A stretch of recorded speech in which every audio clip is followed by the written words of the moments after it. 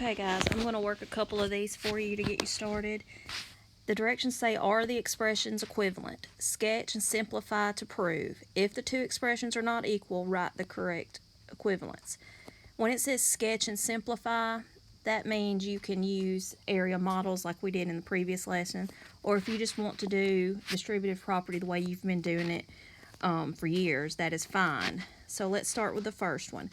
3 times x plus 3 and 3x plus 6. Your job is to decide if those two expressions are equal or not.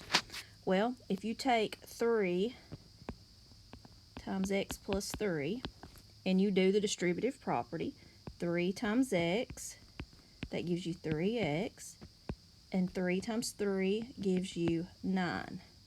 So 3x plus 9 would be the equivalent expression, not 3x plus 6. So the answer is no, not equal.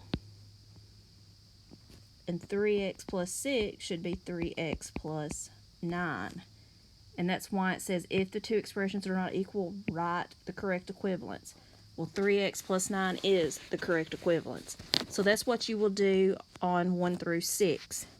And then at the very end of the lesson, it's just simple distributive property like you have always done. So like on number 1 here, 3 times x and 3 times 2, distribute that, and it'd be 3x plus 6. And that is it. Let me know if you need anything.